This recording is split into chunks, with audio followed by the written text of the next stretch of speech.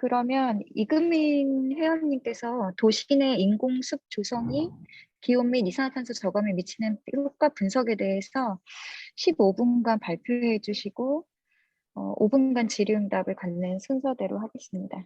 네, 잠시만요. 네, 화면 공유해 주세요. 네. 네.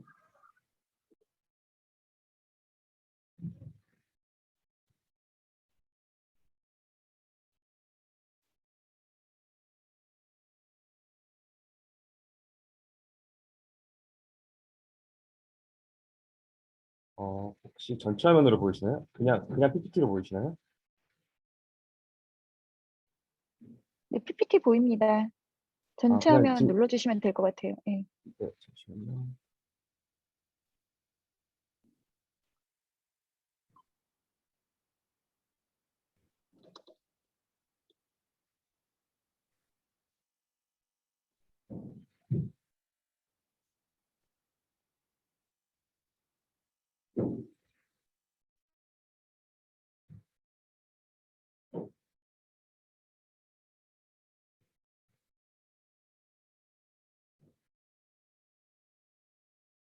네, 발표 시작하겠습니다. 저는 연세대학교 대기과학과 미기상연구실의 이금민 연구원이고 박사과정 중이고요. 오늘 제가 발표드릴 내용은 앞서 발표하셨던 홍재호 박사님의 연구랑 비슷한데 저는 서울숲공원이라는 도시 내 인공숲에서 2년 동안 관측을 수행하였고 실제 그 도시 내에 있는 인공숲이 2년 동안 그러니까 기온이나 이산화탄소 저감에 어떠한 영향을 미치는지를 분석을 했습니다. 제가 오늘 발표드릴 순서는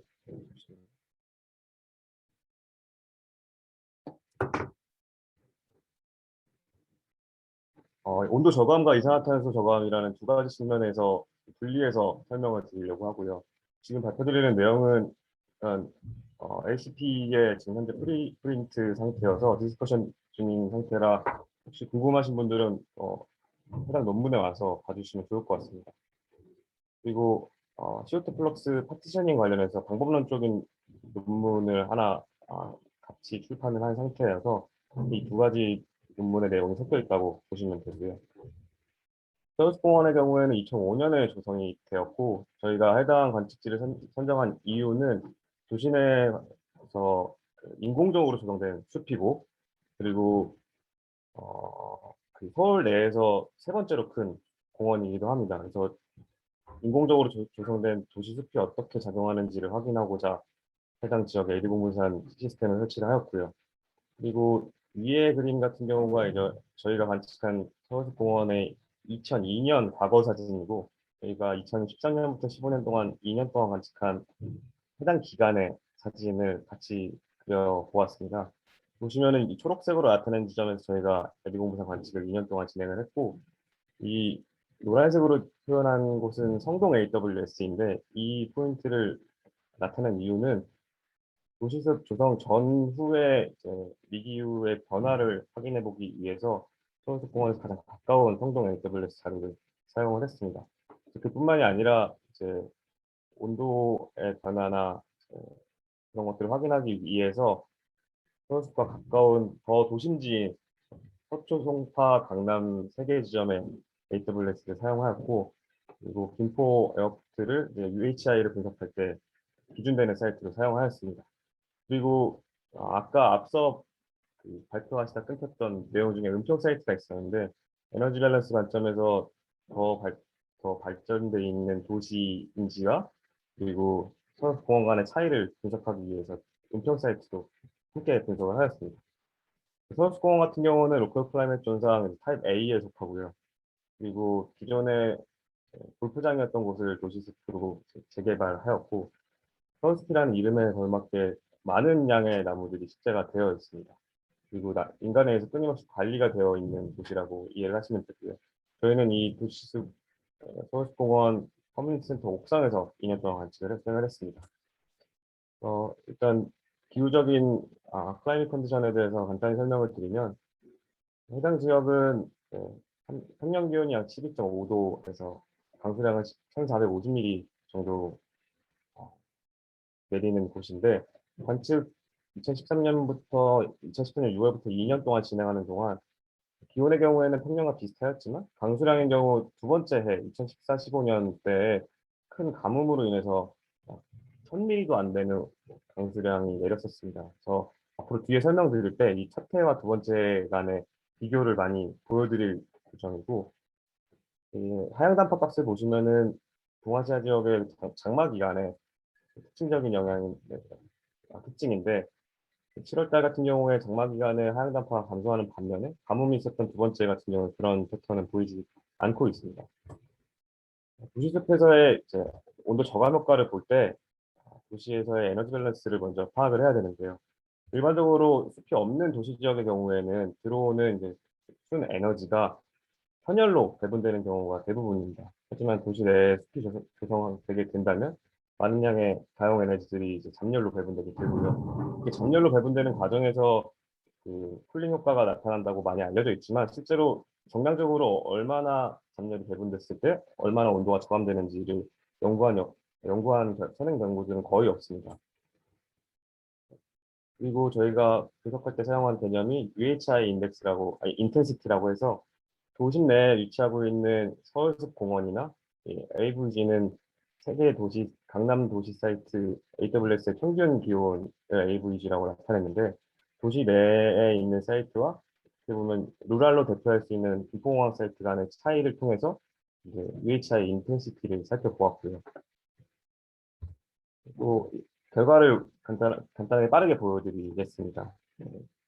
도시 사이트에 비해서 도심 숲에서 관측한 에너지 밸런스의 경우에는 여름철에 좀 특징적인 결과를 보이는데, 선열 플럭스보다 잔열 플럭스가 더 큰 결과를 보이고, 아까 말씀드렸듯이 가뭄이었던 14년 여름보다 13년 여름에 잔열 플럭스가 더 큰 것을 확인할 수 있습니다. 이거를 잔열 플럭스분의 현열 플럭스를 나타내는 보일 레이저로 나타내서 보면, 지금 초록색 라인이 서울숲공원에서의 월별 보행비를 나타낸 것인데, 잠열이 큰 여름철에는 0에 가까운 값을 받고 겨울철에는 약 4에 되는 4 정도 되는 값을 보입니다. 하지만 이제 은평 사이트의 비교에서는 상시 더 은평 사이트가 더 많은 양의 에너지를 선열 플럭스로 배분하기 때문에 더 큰 보행 예열을 상시 보이는 것을 확인할 수 있었습니다.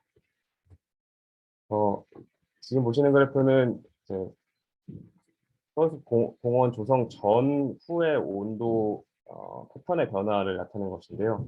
단순히 성동 AWS의 온도의 전후를 비교하면 되지 않겠냐라고 생각하실 수 있는데, 지금 현재 서울 내 온도가 상시 증가하고 있는 것이기 때문에 그 효과를 상쇄시켜서 보기 위해서 아까 보여드렸던 세계 도심 사이트의 평균 온도와의 차이의 이제 일변화를 플랫해 보았습니다. 그 결과 도심숲 조성 전에는 이 도심 사이트와 성동, 서울숲이 위치하고 있는 사이트의 온도 차이가 0.2도였지만 도심숲이 조성된 후에는 0.3도의 차이를 보였고요. 더 특징적인 부분들이 가장 큰 온도 차이를 보이는 시간대가 변화했다는 것인데, 이렇게 조성 후에는 낮 시간 잠열로 에너지 배분이 가장 많을 때 도심지에 비해서 도심 숲의 온도가 더 낮아지는, 그리고 그 차이가 커지는 시간대가 오후 시간대로 바뀌는 것을 확인하실 수 있습니다. 그리고 UHI 인텐시티를 살펴봤을 때 결국은 UHI 인텐시티가 크다라는 게 김포 사이트에 대비해서 더 온도가 높다라는 것을 나타내는 것인데요.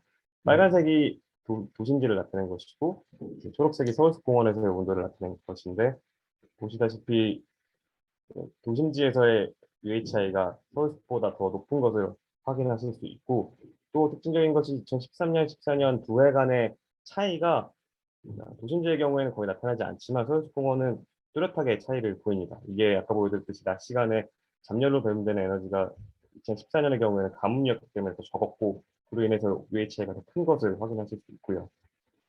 그리고 UHI가 최소값을 갖는 피크가 도심지에 비해서 도심숲이 더 늦게 나타나는데, 이것은 이제 불트 수준이 더 적고 소양이 더 많기 때문에 더 많은 열 캐패시티를 갖고 있기 때문이라고 해석이 됩니다. 그리고 실제로 하향 단파 대비 얼마나 많은 에너지가 잠열 플럭스로 배분되는지 그 비율에 따라서 서울숲공원과 강남 3개 사이트의 온도의 차이를 플롯을 해봤는데 각 포인트들은 월별 평균 델타 값이라고 이해를 하시면 되고요. 그래서 가용 에너지가 잠열로 더 많이 배분되면 배분될수록 이 음수로 떨어진다라는 게 서울숲이 더 차가워진 도시 3개 사이트에 비해서 더 차갑다는 것을 나타냅니다. 그래서 겨울철 같은 경우는 오히려 그 서울숲 공원 성동 지역이 강남 3개 지역보다 더 따뜻한 지역임을 확인할 수 있는데 이제 가용 에너지 대비 잠열로 더 많은 에너지가 배분되면 배분될수록 여름으로 갈수록 온도의 저감 효과가 뚜렷하게 다음과 같이 나타나는 것을 확인하실 수 있고 실제로 경험적으로 10% 담요로 더 많이 배분될수록 온도는 약 0.2도 정도 감소하는 것을 확인할 수 있었습니다. 그리고 서울숲 지역이 이제 강남 3개 지역보다 여름철 약 0.6, 최대 0.6도 온도가 더 낮은 것을 확인할 수 있었습니다. 그리고 지금 보여드릴 거는 이제 서울숲공원이 얼마나 많은 이산화탄소를 흡수하는지를 이제 보여드리려고 합니다. 마찬가지로 도심지에서의 서페이스 카본 밸런스에 대해서 이해가 필요한데요. 일반적으로 도심지에서는 이제 ER이라고 해서 로드, 차량에 의해서 배출되는 배출량이나 빌딩에서 배출되는 EB라는 이 두 개의 항이 영향이 가장 큽니다. 그래서 도심지에서 관측을 할 때는 이 두 개의 효과를 보는 것이 지배적인데 이렇게 도심 숲까지 포함되게 될 경우에는 그 컴포넌트들이 더 복잡해지게 됩니다. 그래서 도심 숲에서 식생들이나 토양이 호흡하는 호흡량도 포함되게 될 것이고요. 그리고 식생에 의해서 흡수되는 광합성량까지 포함이 되기 때문에 최소한 4개의 성분에 대해서 이제 잘 살펴봐야 되는 문제가 있고 저희 에디공무산 시스템으로 관측하게 될 경우에는 이 4개 속이 다 섞여진 순 FC 그러니까 교환량만을 관측하기 때문에 이 각각의 성분을 파티셔닝하는 것이 꽤나 중요한 부분이라고 할 수 있습니다. 그래서 서울숲공원 저희가 관측한 지점이 이 지점이라고 하면 주변엔 도로 하루에 10만 대가 넘는 차량이 지나다니는 도로가 있고 옆에는 3표 시멘트 공장이 있고 그리고 공원 내에 여러 화석연료를 사용하는 지점들이 있습니다. 그래서 이 지역에서의 서페이스 카본 밸런스를 살펴보면 결국 아까 말씀드렸듯이 호흡량에 의한 배출량, 도로에서 차량들에 의한 배출량, 그리고 건물들에 의한 화석연료에 의한 배출량과 그 식생에 의해서 흡수되는 양의 총 넷 값을 이제 저희가 관측하는 값이라고 이해하시면 되고요. 지금 이 그래프 같은 경우는 이제 저희가 관측한 지점에서 풍량별로 30도마다 풍량별로 월별 그 FC CO2 플럭스를 나타낸 것입니다. 그래서 여름철 같은 경우는 그 값이 그러니까 하는 양이 더 많아서 음수값을 갖는 것을 확인하실 수 있으나 여름철임에도 불구하고 동쪽에서 불어올 경우에는 그 배출되는 나머지 배출원들을 다 상쇄시키지 못하는 수준으로 많은 양이 배출되고 있는 것을 확인하실 수 있고 그리고 광합성이 줄어들게 되는 겨울철의 경우에는 이제 광합성도 줄고 건물에 의한 배출량이 증가하기 때문에 서쪽에서 엄청나게 많은 CO2들이 배출되는 것을 확인하실 수 있습니다. 그리고 해당 그래프 같은 경우는 앞서서 보여드렸던 FC가 공간적인 분포에 대한 결과를 보여드렸다면 이건 시간적인 분포에 대한 FC를 보여드리는 건데 X축이 2주간의 평균이어서 각각 2주씩을 나타낸다고 이해하시면 되고 Y축은 일변화를 나타낸 것입니다. 그래서 해당 지점은 여름철 낮 시간이라고 이해를 하시면 되고 뭐 이런 지점 같은 경우는 가을철 밤 시간이라고 이해를 해주시면 됩니다. 서울숲공원에서 관측한 CO2 플럭스의 경우에는 여름철 낮 시간에 뚜렷이 흡수하는 경향을 확실히 보여주고 있고요. 그리고 여름철에 장마 기간에 하향 단파가 차폐될 경우에 광합성이 줄어드는 경향도 뚜렷하게 보여주고 있습니다. 그리고 아래에 보여드리는 그래프는 발자국 영역이라고 해서 도로에서 얼마나 많은 CO2들이 저희가 관측한 CO2 플럭스 중에 도로에서 온 것들이 얼마나 되는지의 비율을 나타내는 것이라고 이해해 주시면 되는데 도로의 비율이 높아지면 높아질수록 이제 관측되는 CO2 플럭스, 넷 CO2 플럭스의 양이 증가하는 것을 확인하실 수 있습니다. 그래서 아까 말씀드렸듯이 이 ER, 도로에서 오는 차량에 의한 배출량을 파티셔닝 하는 것이 저희 연구에서 제일 중요한 부분이었고요. 그거를 하기 위해서 이제 배출량, 그러니까 건물에 의한 난방에 의한 배출량이 적은 기간 중에서 또 광합성이 없는 기간들을 트랜지션 피어리드라고 해서 특정 짓고 그 기간에 이제 ER 값을 추출을 해내었습니다. 그래서 그 ER 값은 서울숲공원 주변의 교통량이나 아까 보여드렸던 도로에서 오는 발자국 영역 그리고 안정도에 따라서 그 경향성을 뚜렷하게 보여줬고 그 세 가지 변수들을 이용해서 도로에서 오는 교통량을 추출을 해냈습니다. 그 결과 차례차례 도로에 의한 교통량, 빌딩에 의한 교통량, 빌딩에 의한 배출량을 파티셔닝을 해내었고요. 그 결과 여름철과 겨울철의 각 성분별 일변화를 보여드리면 저희가 관측한 CO2 플럭스가 초록색으로 나타낸 이 값이라고 하면 실제 식생에 의해서 흡수되는 양은 이렇습니다. 하지만 호흡량에 의해서 상시 많은 양이 배출되고 있고 교통량에 의해서 출퇴근 시간에 많은 양의 CO2가 배출되고 있기 때문에 이 각 성분들의 합은 다음과 같이 표현된다라고 이해를 해주시면 되고요. 반대로 겨울철 같은 경우는 과합성은 거의 존재하지 않는 상태에서 이제 식생이나 토양에 의한 호흡량은 줄어들지만 오히려 EB라고 해서 빌딩에서 나오는 난방에 의한 배출량이 증가하는 경향을 보입니다. 그래서 겨울철 같은 경우에 관측되는 FC가 다음과 같은 경향을 보입니다. 그래서 이걸 월별로 나타내면 다음과 같은 패턴으로 이제 나타낼 수 있고요. 이거를 이제 1년 동안의 거짓 양으로 봤을 때 서울숲 지역 같은 경우는 1년 평균 동안 약 7.1 CO2를 배출하는 것, 즉 7.1kg CO2를 평반 제곱미터당 배출하는 것으로 나타냈고 실제 그 중에서 이제 흡수량은 사실 4.6 CO2 kg 정도 됩니다. 한 59%를 흡수하고 있으나 그 도시 내 도시 숲에서 호흡량에 의해서 배출되는 양이 상당하고요. 그리고 주변 도로에서 배출되는 양이 또 그 광합성에 의한 흡수량을 능가할 정도로 많습니다. 그 결과 1년 누적을 시켰을 때 약 7.1kg의 CO2를 배출하는 것으로 나타났습니다. 이거를 이제 해외의 다른 사이트의 결과들과 비교를 해보았는데요. X축이 이제 관측지 주변의 식생의 비율을 나타내는데 식생의 비율이 증가하면 증가할수록 GPP는 아까 보여드렸던 이 P라고 이해를 해주시면 되는데 식생의 비율이 증가할수록 더 많은 식생의 흡수량이 증가하는 경향을 보이고요.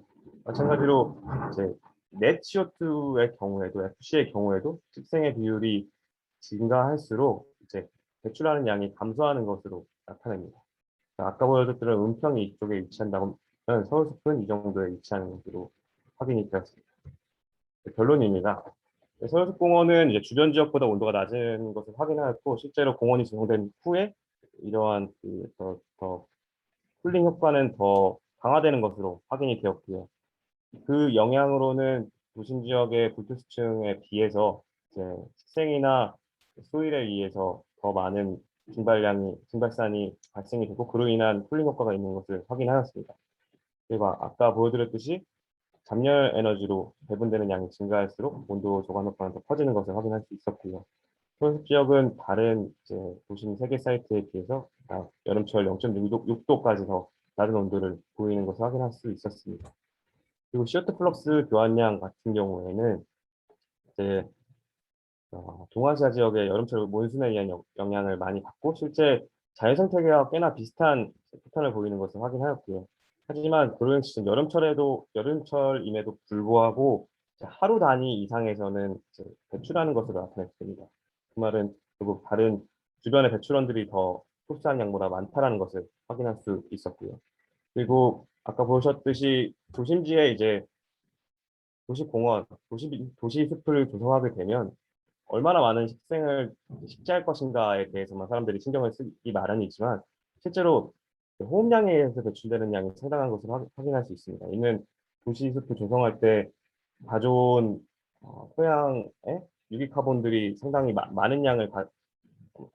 많은 유기카본을 함유하고 있는 이제 토양을 식재했다는 것을 의미하는데 이런 부분에 있어서도 이제 앞으로는 도시숲을 조성할 때 신경 써야 될 것으로 확인하였습니다. 발표를 경청해 주셔서 감사합니다.